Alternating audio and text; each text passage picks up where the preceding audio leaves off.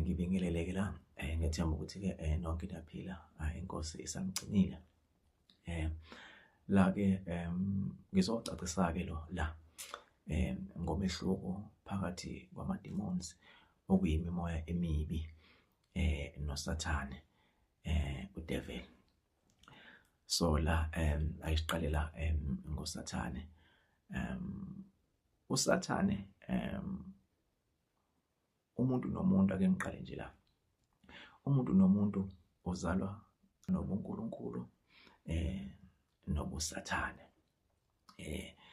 Into ekumele-ke sifunde masuke sila emhlabeni ukubhalansisa ubuthina, ukubhalansisa le mimoya le yombili ngaphakathi kithi, kusuka lapha enyaweni kuya ekhanda. UbuSathane, it's a state of mind. Mawusuke ucabanga okubi usuke unobuSathane. Mawusuke ucabanga okuhle usuke unobuNkulunkulu. Yonke-ke le mimoya noma ngalendlela le osuke ucabanga ngayo, kubalulekile ukuthi ube nayo yombili, ngoba lokho kusho ibalance kumuntu. Kodwa-ke okubalulekile-ke la ukuthi lo buSathane awugxili kubona. UbuSathane obungaphakathi kuwe, you tap kubona ezintweni osuke kumele ukuthi uzenze esuke idinga lelo sayidi lelo ngaleso sikhathi leso. Isayidi okumele uhambe ngalo isayidi elokukhanya, eloMkulunkulu ongaphakathi kuwe, ngoba ngale kokukhanya akukho okwenzakalayo, akukho okukhulayo.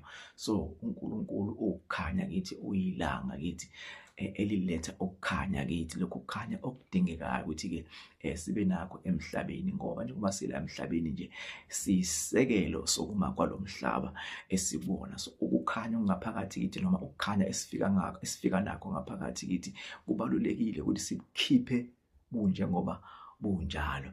Kuba khona-ke izimo ezikuphoqayo, ingakho uzwe abantu uma becasuka bethi ungathinti leli sayidi leli engafuni ukuthi ngikuthinte. Umuntu uma seyisukelwe kakhulu engasho lutho, sinokubona abantu basukelwe ukuthi baculuzeke into njengalezo. Uma sekuvukelelwa isayidi esike selivukile engabe sakhuzeka umuntu, ngoba kusuke sekuphakamele leli sayidi leli alisuke likhonela ukuthi libheke izimo enjengalezo, ngoba akekho umuntu okumele azohlukunyezwa omunye umuntu la emhlabeni. Even uNkulunkulu uqobo lwakhe noma uJesu Kristu uqobo lwakhe ephila naye kulo mhlaba loyo abambiza ngoJesu oyiShuba, zikhona izikhathi la kwakuvela leli sayidi lakhe lokuthi hey, sihamba ngalendlela le. Bakhona abangalaleli, kwakukhona indlela ayebafaka ngayo, elibeka ngayo phansi unyawo lakho ukubonisa ukuthi hayibo akuhanjwa ngalendlela le, nayo indlela ekumele makhanjwa, ngoba sabantu asifani.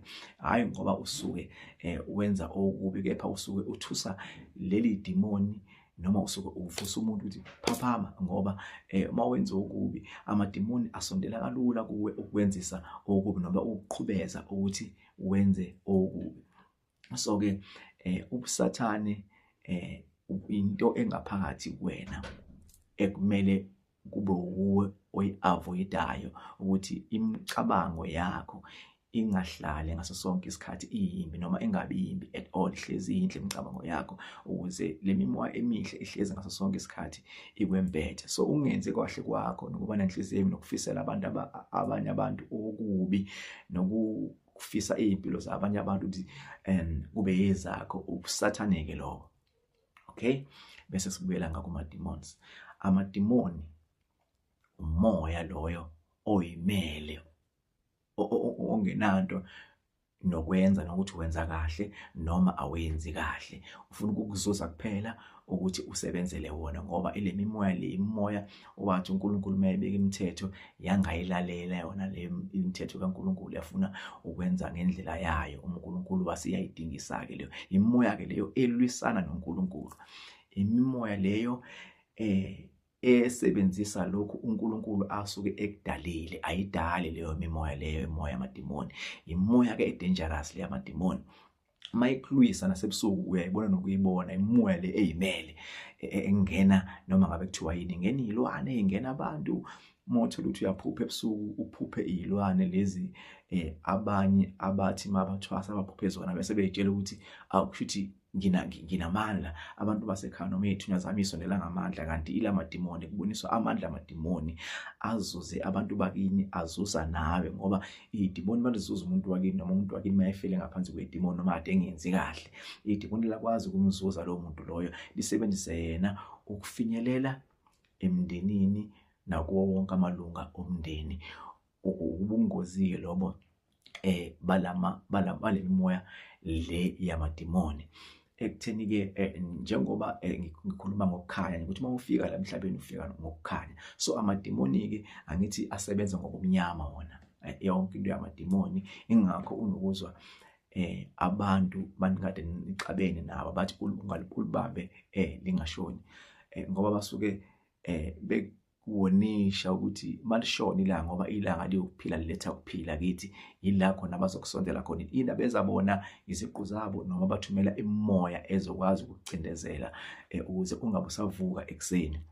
So lamadimoni ke lawo ayakwazi ukuthi akubone isahlelwa impilo yakho angithi ngoba angithi wona alwa noNkulunkulu aphikisana noNkulunkulu ayakwazi ukuyibona izinto uNkulunkulu ayihlelayo ukuthi ke ngihambisa lo mntwana lo ukuze ayokhulula lo wamndeni noma ayokhulula lo wamhlaba so azolwa ngawo wonke amandla amadimoni ukuthi wena ungafiki la emhlabeni azosebenzisa bonke laba bantu laba asebazuzile ukuthi bafinyelele kuwena bakudide it either ushonela esibelethweni sikama wakho noma mawufika la emhlabeni uthi ufika ukushona noma ufika emhlabeni akukhubaza aqeda amandla it's either uyashona noma ayakuzuza kuphela ukuthi usebenzele wona akushintshe they steal your star your destiny ukuthi ungenzi lokho osuke ukuzele la emhlabeni imoya ke le engikhuluma ngayo independent inhloso yawo le amadimoni lawo ukuthi aqhilaze wena ukuze lokhu kukhanya kwakho okuzophazamisa wona lamadimoni noma umbuso wawo amadimoni ikingdom of darkness ekuthini ikwazi ukubusa ikwazi ukuzuza more people ukuze ibe nawo amandla wena ke osukulethele ukuthi uzokulwisa lokho athatha amandla akho ukuthi wena ungabusawenza lokho yokwenza ingakho ke nawe uyeshua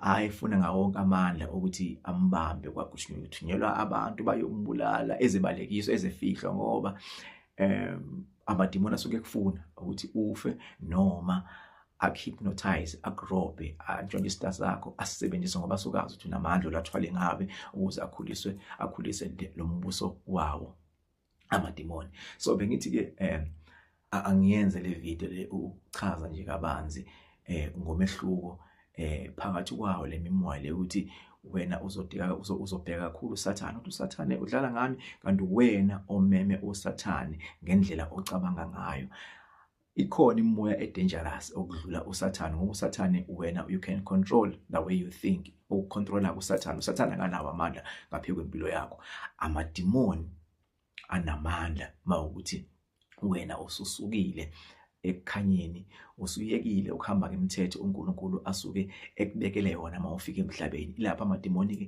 asondela khona akukhubaze okumele ukwenzeka mawukuthi usunalo ulwazi lokuthi le moya yamadimoni le isebenza kanjani kumele uqinisekise ukuthi awuhambe emhlabeni ungahlambulukile awuhambe emhlabeni ungagonyulukanga usho konke kubo okwenzile ngoba mawukuthi uzohamba usasebenza ngaphansi kwamadimoni noma wena utshela ukuthi uhamba ngendlela eyokukhanya kanti awunalo ulwazi lokuthi kuyenzeka ukuthi lothi uhamba ngendlela ehlelekile endlela kuyiyona uyesontweni everyday kanti inhliziyo yakho ayihlalanga lapha inhliziyo yakho isetshenziswa amadimoni noma amadimoni azo zabantu abakini esebenzisa inkolo ukuthi nawe ubone ngathi inkolo iyona right uhamba ngayo kanti sowuzuzekile so mawuhamba emhlabeni uhamba ngaphansi kwa leyo mimoya leyo eyazuza abantu bakini ikuzuze nawe ufike ucindezeleke ngale so kubalulekile ke lokho ukuthi ke uqonde usakwazi ukuphila emhlabeni ngoba kumele ukukhulume lokho